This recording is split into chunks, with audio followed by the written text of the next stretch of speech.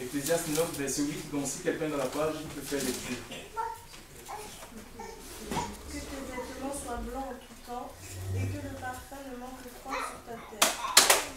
Vis joyeusement tous les jours de ta vie, de vanité, avec la femme que tu aimes, qui t'a été donnée sous le soleil. J'ai le verset 8, que le verset 8.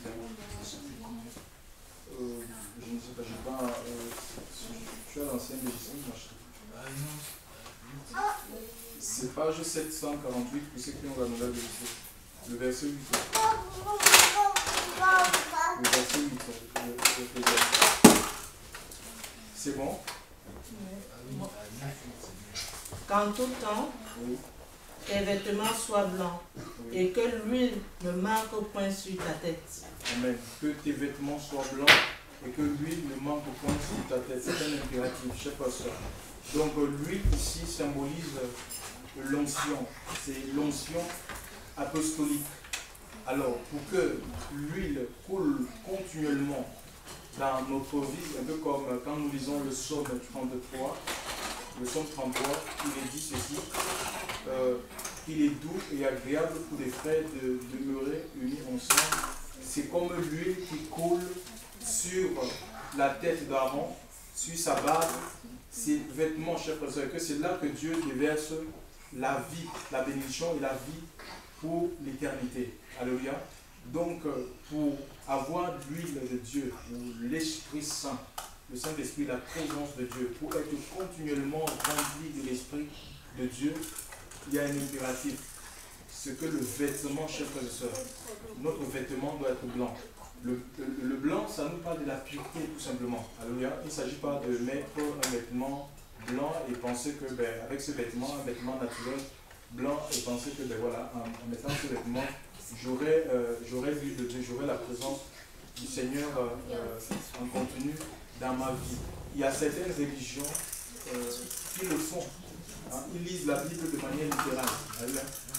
Les Écritures, il y a certains passages de la Bible qui sont codés. Et si on les prend au premier degré, on les lit à la lettre, on les applique à la lettre, on sera complètement à côté de ce que le Seigneur est en train de nous dire. On peut ouvrir l'Apocalypse. Et comment faire pour que notre vêtement soit blanc? Le Seigneur dit que ton vêtement soit blanc. Alléluia. Et comment faire pour que ce vêtement soit blanc? Apocalypse chapitre 7. Nous allons lire à partir du verset. Apocalypse chapitre 7. Apocalypse chapitre 7 à partir du verset.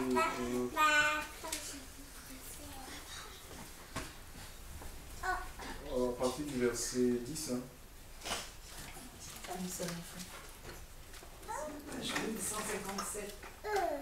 Oh, lisez à partir du verset 9. À partir du verset 9. Verset 9. Multitude de sauvés pendant la grande tribulation. 14. Verset 9 à 14. Oui. Alors, multitude de sauvés. Le verset 9, s'il te plaît. Le verset 9. Le verset 9. Non, je ne demande pas de lire le sous-titre. Le verset 9. Après cela, je regardais et voici une grande multitude de gens que personne ne pouvait compter, de toute nation, de toute tribu, de tout peuple et de toute langue, se tenaient devant le trône et devant l'agneau, vêtus de longues robes blanches. Ah oui, mais on va d'abord s'arrêter. Ici, l'apôtre Jean se trouve à une période critique, difficile de sa vie. Il est emprisonné. Il est à Patmos.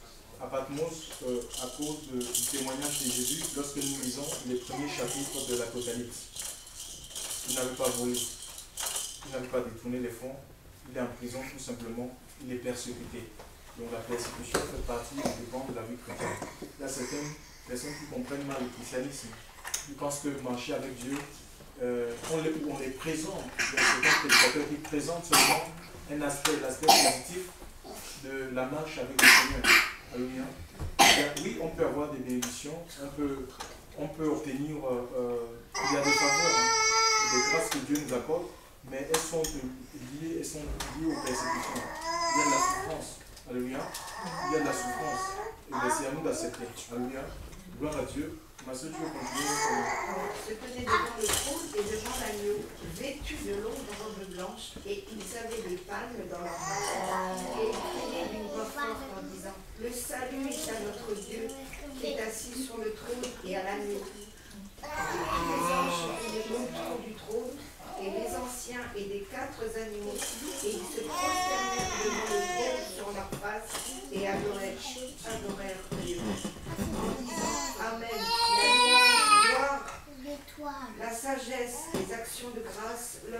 puissance et la force soient à notre Dieu au siècle des siècles. Amen.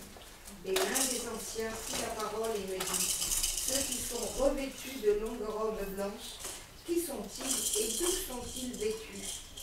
Venus. Et je leur dis, Seigneur, tu le sais. Et il me dit, ce sont ceux qui sont venus de la grande tribulation et qui ont lavé et blanchi leurs longues robes dans le sang de l'agneau. Voilà, ils ont lavé, ils ont blanchi leur robe dans le sang de l'agneau. Donc en fait, ici, pour avoir un vêtement blanc, pour avoir un vêtement blanc, le blanc, ça veut dire pour avoir une vie propre, ça parle de la pureté. Pour être dans la pureté, il faut que nous croyions tout simplement dans l'œuvre de la croix, alléluia, dans l'œuvre de la rédemption. C'est le Seigneur, parce que quand on vient au Seigneur, on est sale, on est souillé par le monde. Et Dieu ne peut pas nous utiliser dans notre souillure, dans notre imperfection, dans notre saleté. La saleté, elle est d'ordre spirituel, elle est mentale, elle est physique. Et le Seigneur, quand nous ouvrons notre cœur, il va nous laver, chers frères et sœurs. C'est une condition pour recevoir. Il va nous revêtir de ce blanc-là, la pureté, le fin lin. Alléluia. Il va nous revêtir de son lin. Alléluia. C'est un vêtement spirituel. Alléluia. Et ici, en fait, et nous voyons dans le livre dans le livre de Jean chapitre 13, c'était avant la Pâque. Avant la Pâque, alors que le Seigneur devait s'en aller, il devait quitter les disciples, chers frères et sœurs, conformément à ce qui avait été dit de lui. Il était venu de Dieu, c'était l'heure pour lui de s'en aller à Dieu. Et il va entreprendre quelque chose, il va prendre un de ses vêtements, il va tremper sur une bassine et il va se mettre à laver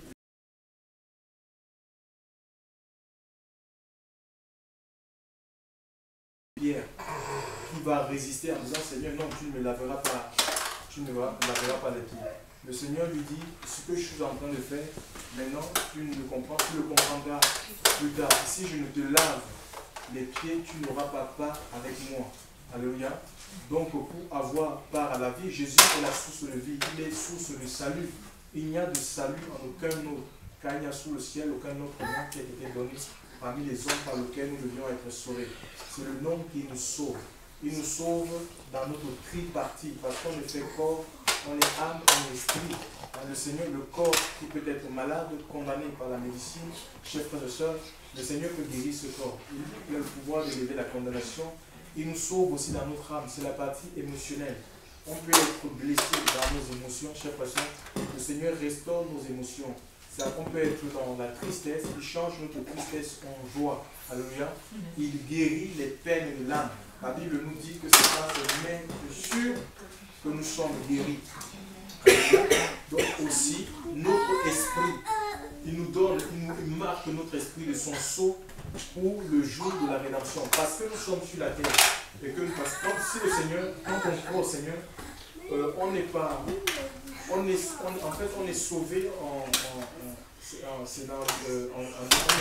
on est sauvé en devenir. Hein. C'est dans le futur en fait. Parce que le Seigneur n'est pas encore venu.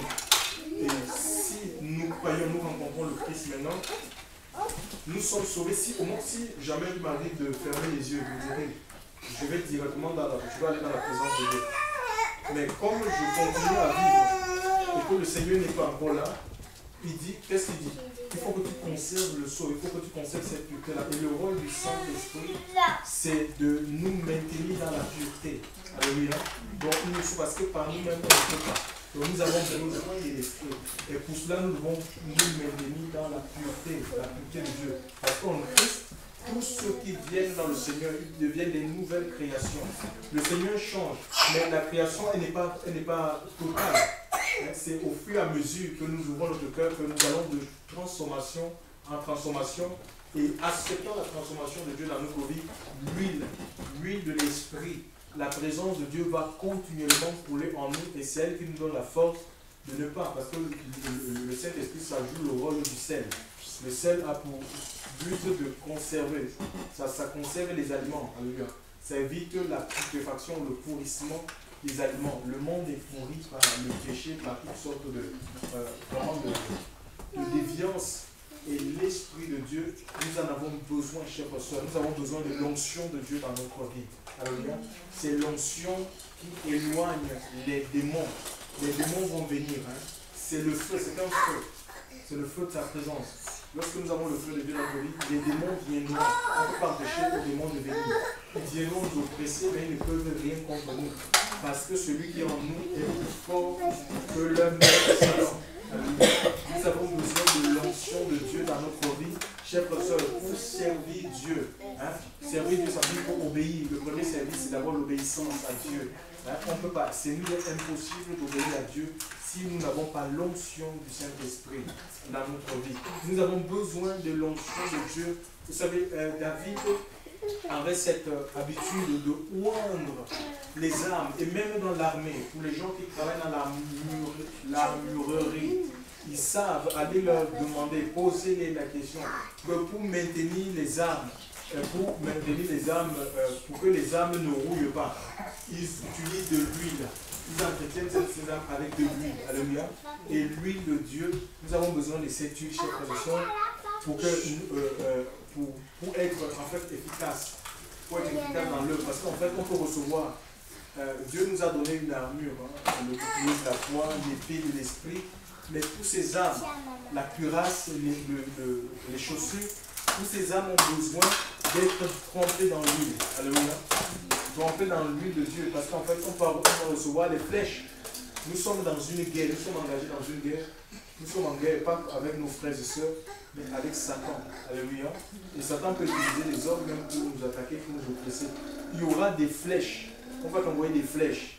La Bible parle des traits enflammés de Satan. Ça s'appelle des flèches de critique, des flèches de condamnation, de jugement, d'accusation. Mais si tu n'as pas ton casque, le casque du salut n'est pas, oui, voilà, n'est pas dans l'huile de Dieu, pour que ces flèches glissent et ne t'atteignent pas, tu seras atteint et tu peux arrêter ta marche. La marche peut s'arrêter. C'est quoi l'apôtre Paul dit, ne vous enivrez pas de vin, c'est de la débauche.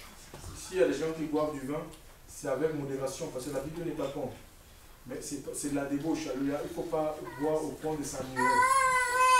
Mais il faut que nous soyons continuellement remplis de l'Esprit Saint, remplis de l'Esprit de Dieu, remplis de l'onction. Une vie qui est dans l'onction, cette vie ne peut pas être contrôlée par un système religieux.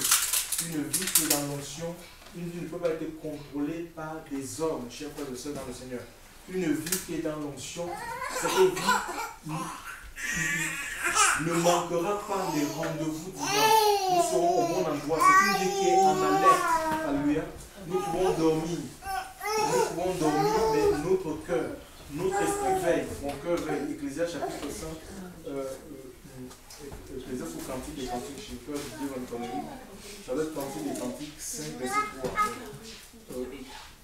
Je dors, mon cœur veille. Donc, c'est l'Esprit de Dieu qui nous maintient en veille. C'est comme les lampes. Si les lampes n'ont pas d'huile, ces lampes ne peuvent pas éclairer, chers frères et sœurs. Alléluia. C'est pareil notre vie en fait. Si nous avons l'Esprit de Dieu, nous serons en veille. Alléluia. Et nous pourrons, comme les saints vierges qui ont entendu au milieu de la nuit. Alléluia. Alors que c'était la nuit, chers frères et sœurs, ils vont entendre une voix, voici l'époux. Et parce qu'elles ont de l'huile, elles étaient prêtes, chers frères et sœurs, pour l'enlèvement. Elles ont suivi, elles sont rentrées, chers frères et sœurs, elles sont allées à la rencontre de l'époux. C'est un commandement, un impératif, une nécessité, chers frères et sœurs. Si nous ne voulons pas nous arrêter par les hommes, si nous ne voulons pas nous arrêter par le découragement, chers frères et sœurs, il faut que notre vie soit continuellement dans la présence de Dieu. Nous devons être dans l'onction. Dieu veut des chrétiens onctionnés. Et tous les instruments, vous savez, dans l'ancienne alliance aussi, Dieu avait donné ces gens, non seulement le tabernacle, il y avait des instruments qui servaient. Et ces instruments, avant d'être utilisés, chers frères et sœurs, ces instruments, on les purifiait par l'eau, par le sang. Ils étaient lavés, ils étaient purifiés par le sang, et en même temps, ils étaient ouins par l'onction. Alléluia. Ils étaient oints par l'onction. Donc on appliquait l'onction sur ces instruments. C'était une façon de consacrer ces instruments. Que ces instruments maintenant appartiennent à Dieu. C'est la même chose. Jésus est loin de Dieu. Hein. Il est loin du Seigneur. Ésaïe 61. L'Esprit du Seigneur est sur moi. Et puis il va confirmer cette prophétie dans le livre que ce soit Matthieu 4 ou Luc 4, 16. L'Esprit du Seigneur il va rentrer dans la synagogue. C'était un jour de sabbat. Et il ouvrira le prophète Ésaïe. Il lira le passage où il est écrit « L'Esprit du Seigneur est sur moi parce qu'il m'a oint pour porter de bonnes nouvelles aux pauvres, chers frères et sœurs. Hein, il m'a oint pour donner le recouvrement de vie aux aveugles, pour guérir ceux qui ont les cœurs brisés, pour proclamer aux captifs la délivrance. Pourquoi si on n'a pas l'Esprit de Dieu, chers frères et sœurs, si on n'a pas l'onction de Dieu dans notre vie, on ne peut pas apporter la délivrance, on ne peut pas apporter la restauration. Hein? C'est impossible. Pour apporter la restauration, et nous sommes le corps. Regardez un peu l'état de l'église aujourd'hui. C'est facile de monter une église, mais à quoi c'est une église sans l'onction? Une église qui n'éclaire pas, où il n'y a pas l'onction de Dieu. Il n'y aura pas de guérison. C'est Satan qui va régner dans cette église, chers frères et sœurs. Hein? Il faut que le Seigneur règne il veut régner au sein de l'assemblée. Et pour cela, ce règne ne sera effectif que si ceux qui composent l'assemblée, donc nous, membres de l'assemblée, acceptons le règne de Christ dans nos cœurs et dans nos vies. Et son huile, puisqu'il est la tête est oint, tout le corps sera oint. Alléluia. Dieu veut une église de oint, chers frères et sœurs. Les conditions changent. Dieu nous appelle à amener une vie routinière, une vie statique, platonique. Non, chers frères et sœurs dans le Seigneur. Les conditions changent pour une église qui est ointe. Alléluia. C'est l'huile, c'est le Saint-Esprit qui fait la différence. C'est l'Esprit Saint. L'Esprit Saint, chers frères et sœurs. Ben, il faut le conserver. Qu'en tout temps, dans l'espace-temps, il peut y avoir plusieurs événements. Il n'y a pas que les événements heureux, hein. Il y a aussi des événements malheureux. Alors maintenant, et ça, ces événements peuvent nous amener à un moment donné, soit à lâcher la main de Dieu. Chers frères et sœurs, le Seigneur dit qu'en tout temps, que ton vêtement, ça veut dire qu'il pleut, qu'il neige, peu importe le temps, les circonstances dans lesquelles tu te trouves. On n'a pas d'excuse. Que ton vêtement soit blanc. Tu t'as revêtu du blanc parce qu'en fait, le jour de la résurrection, certains paraîtront nus. Certains paraîtront nus. Parce que quoi, soit leur vêtement a été déchiré, ou ça a été emporté. Quelqu'un a dû. Satan est jaloux, il ne veut pas que nous rentrions chez frères et sœurs dans la présence de Dieu, dans la félicité. Soit que voilà, le diable nous a. Il nous a dépouillés, chers frères et sœurs. Il nous a dépouillés de ce vêtement. C'est à nous, c'est notre responsabilité de nous conserver purs jusqu'à l'avènement du Seigneur, jusqu'à ce qu'il vienne. Nous devons persévérer, chers frères et sœurs. Nous devons persévérer dans la marche. Ce n'est pas évident, mais nous pouvons compter sur son soutien, sur son soutien. Il a des réserves d'huile, chers frères et sœurs.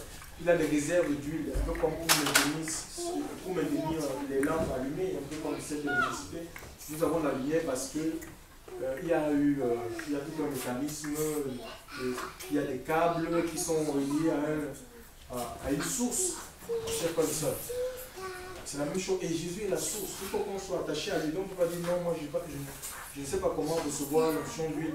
Je ne sais pas comment recevoir le Saint-Esprit. Mais il est la source, mes amis. Jésus est la source.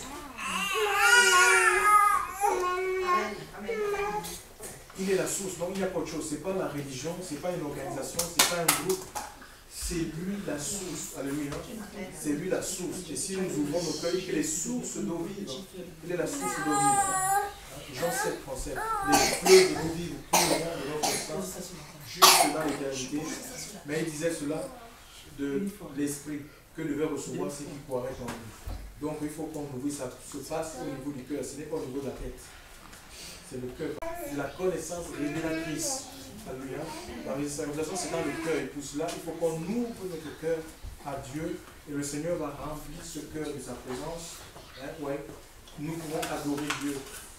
Mais Dieu veut que nous l'adorions en esprit, en vérité. Hein? Nous pouvons mettre les enseignements, mais ça fait des enseignements complètement religieux où il n'y a pas la saveur, où il n'y a pas l'esprit. Alléluia. Nos enseignements, nos prières, chers frères, la louange et l'adoration, tout doit être animé de l'Esprit Saint. Alléluia. Que ton vêtement soit blanc.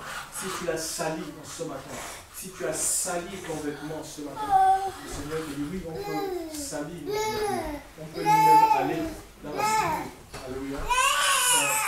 Le Seigneur est miséricordieux. On peut, parce que en fait, le sacrifice de Jésus, c'est un sacrifice qui a obtenu une rédemption éternelle. Hébreux chapitre 9, à partir du verset 11 à 13.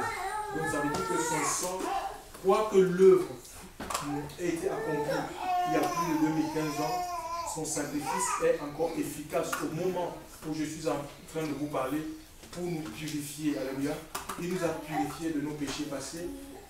Nous sommes sur la terre, on est sujet aux faiblesses. On peut connaître des erreurs. Donc on peut compter sur ce sacrifice. Ça peut nous purifier encore maintenant. Alléluia. Et dans le futur, alléluia, ce sang nous purifie. Alléluia. On peut obtenir la purification de nos péchés. Nous devons tout simplement demander pardon, chers frères et sœurs, pour les erreurs que nous avons commises. Alléluia. Et laisser qu'il continue à nous revête, n'est-ce pas, de sa nature, de sa sainteté. C'est ce qu'il veut pour nous. Il veut que nous soyons témoins, chers frères et sœurs. Si nous n'avons pas l'onction de Dieu, nous ne pouvons pas être témoins de sa vie. C'est impossible. Alléluia. On sera emporté par la corruption, on sera emporté par l'adultère, on sera emporté par le mensonge. C'est pour ça que c'est l'onction qui nous transforme notre vie. On peut lire 2 Samuel 10. Voilà, on va le passage dans 2 Samuel 10.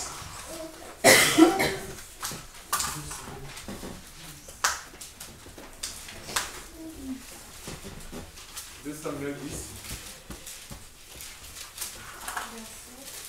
Bon, 2 Samuel 10.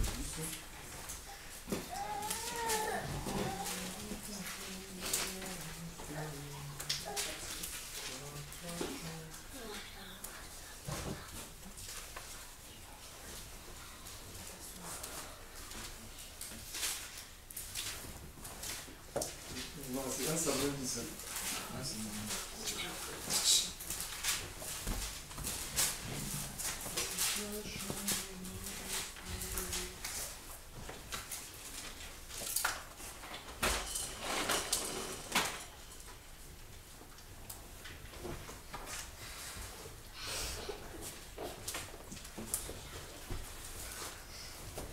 Oui, donc à partir du verset 7.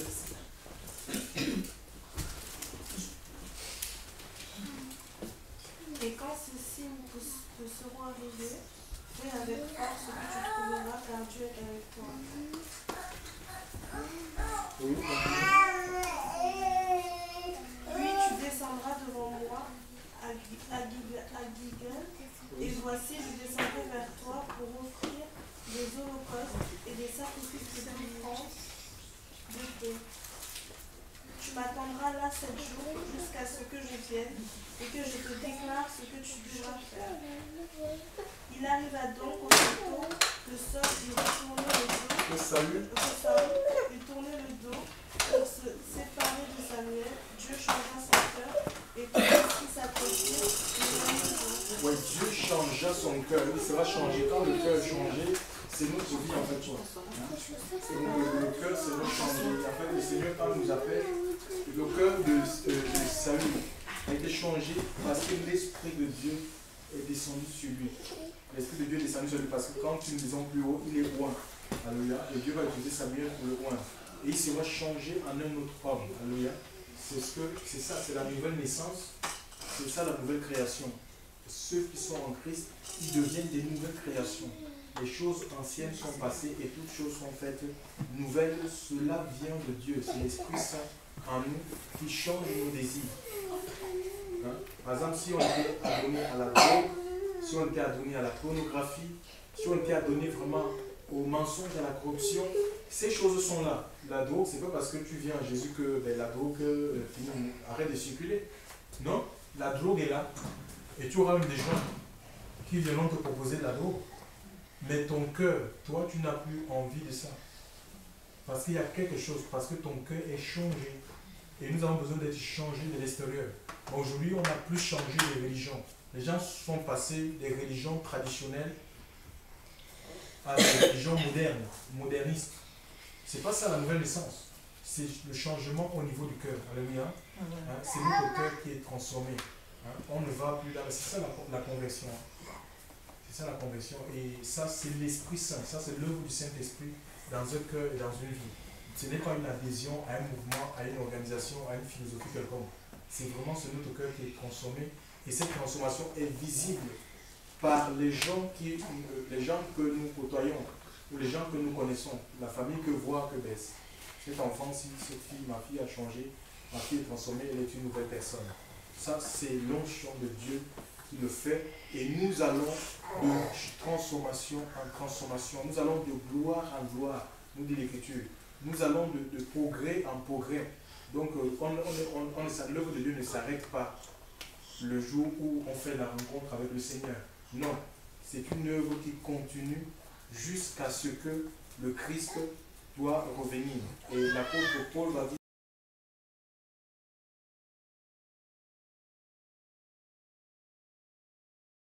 déjà parfait au jour du Seigneur. Et puisque le Seigneur n'est pas encore là, nous devons ouvrir nos cœurs pour que lui continue à travailler. Et si l'œuvre est inachevée, c'est parce que, en fait, ce n'est pas, le tort n'est pas à Dieu. Si l'œuvre reste inachevée dans nos vies, parce qu'en fait, nous sommes comme un édifice spirituel, et nous devons voir dans une maison, il y a des fenêtres, il y a des portes, il y a des couleurs et autres. Et en fait, le Seigneur veut que notre vie devienne comme ça. Mais s'il n'y a pas le toit, il pleuvra sur toi. C'est terrible. Donc le Seigneur veut mettre le toit, la porte, les fenêtres, c'est spirituel en fait. Et c'est nous qui devons permettre cela. Et si ça reste inachevé, c'est parce que c'est pas que Dieu n'a pas les moyens d'achever l'œuvre en nous. C'est que nous avons fermé la porte à Dieu.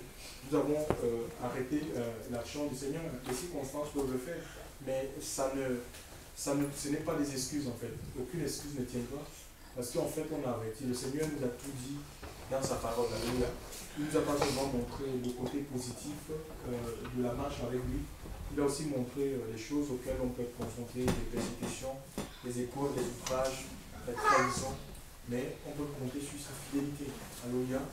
Il est fidèle. Donc, et laissons le Seigneur continuer à nous oindre. Dieu veut nous oindre de son esprit. Il veut nous oindre de sa présence. C'est l'onction qui nous rend fort. C'est l'onction de Dieu. On n'a pas besoin d'organiser même des nuits de prière. Je ne suis pas contre, mais l'onction de Dieu, quand tu es dans l'onction de Dieu, tu seras comme, même tu peux avoir une journée difficile, avoir travaillé vraiment toute la journée, et tu dis non, je vais dormir, je ne veux pas qu'on me dérange, je vais me lever qu'à 10 heures. Je te dis que tu vas au lit à 23 heures, à minuit, l'Esprit de Dieu te réveille. L'Esprit de Dieu te réveille pour que tu combattes, pour que tu pries, chers frères et sœurs dans le Seigneur. Si tu as l'onction de Dieu, l'onction de Dieu va t'amener à jeûner, ça va te détacher de manger, de boire, pour que tu jeûnes. Tu as la force de jeûner, chers frères et sœurs dans le Seigneur. Et nous en avons besoin. Alléluia. Nous avons besoin, beaucoup n'arrivent pas à gérer parce qu'ils sont dans la chair domine. Quand la chair domine, c'est impossible, chers frères et sœurs, de rentrer dans cette dimension. Quand on a l'onction de Dieu, on sera poussé à lire les Écritures. On va avoir du temps pour lire les Écritures, pour méditer la parole de Dieu. On a du temps pour prier. On a du temps pour prier. On ne va pas attendre qu'il y ait du monde pour prier. Il y a des gens comme ça qui sont complètement dans les rêves. Il y a certaines personnes qui ne peuvent pas prier seules. Dans leur maison, ils attendent, ils ont un appel de Dieu. Ils attendent qu'il y ait d'abord du monde pour pouvoir exercer. Non, tu vas exercer. Parce que tu as besoin de Dieu, c'est Dieu qui te pousse à exercer. Donc nous n'avons pas besoin d'autre chose. La plus belle bénédiction qu'on puisse avoir, le plus grand mentor qu'on puisse avoir, c'est le Saint-Esprit. Alléluia. C'est le Saint-Esprit. Alléluia. Et l'Écriture nous dit, méchants comme vous êtes, dans le livre de Matthieu chapitre 7, si vous savez donner des bonnes choses à vos enfants, à combien plus forte le Père Céleste ne donnera-t-il pas l'Esprit à ceux qui le lui demandent. Alléluia. Et il veut nous donner l'Esprit Saint pour que l'Esprit soit notre guide. Alléluia. Ésaïe présente l'esprit comme étant l'admirable conseiller. Il dit c'est l'admirable, c'est l'esprit de sagesse, l'esprit d'intelligence, l'esprit de conseil. Donc c'est un conseiller. Il va te conseiller, ça veut dire que tu peux vouloir prendre des décisions. Il te dit non, je ne veux pas que ça sur ta vie ou attends. Alléluia. Le conseiller, c'est celui qu'on consulte pour avoir un avis favorable. Et le Seigneur, l'Esprit de Dieu ne peut pas se tromper. Donc ce qu'il te dit, l'église n'est pas seule. L'église n'est pas orpheline.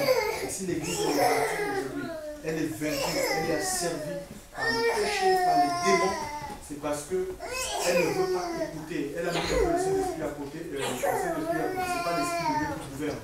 Il a donné le Saint-Esprit pour gouverner son église. Et l'onction est là pour briser les jours dans les vies. Là où il y a, tu ne peux pas être dans un endroit où les gens n'expérimentent pas la puissance de Dieu. Mais ça veut dire que ce n'est pas Dieu qui règne dans cet endroit. Alléluia. Le Seigneur n'a pas changé. Il a donné le Saint-Esprit avec les apôtres. Il y avait des miracles, il y avait des guérisons, il y avait des convictions de péché par le Saint-Esprit, chers frères et sœurs. Dieu n'a pas changé et il veut le faire pour notre temps et notre génération. Alléluia. Chaque génération va connaître son réveil, doit connaître son réveil, sa visitation et tout sera fonction de la disposition des cœurs de chacun. Alléluia. Donc si on est disposé à ce que Dieu se serve de nous dans notre temps et notre génération, le Seigneur va le faire. Alléluia. Il va se servir de nous dans la puissance de son esprit. Alléluia. Il a donné l'Esprit Saint pour cela. Jésus est allé à la croix, le voile s'est déchiré. Il a fait la promesse aux apôtres. Et nous voyons qu'ils sont restés dans la chambre haute 10 jours. Ils ont prié. Ils ont prié, jeûné jusqu'à ce qu'ils ont eu la visitation du Saint-Esprit. C'est ce qui les a catapultés dans un ministère international. Ils sont sortis de Jérusalem pour aller, chers frères et sœurs, évangéliser les nations. Et ce message nous a atteint aujourd'hui. Alléluia. Voilà, ce message nous a atteint aujourd'hui et aussi à nous maintenant de rentrer, de suivre leur pas, de voir. La Bible est là pour nous montrer tout simplement comment est-ce qu'eux ils ont cheminé. Ils ont marché avec Dieu et si nous suivons leurs traces, mais voilà, Dieu va nous servir, nous serons dans la même onction. Alléluia. Nous serons dans la même onction parce que Dieu n'a pas changé. À lui soit toute la gloire. Merci Seigneur. Amen. Merci Seigneur pour tout ce que tu fais, Seigneur.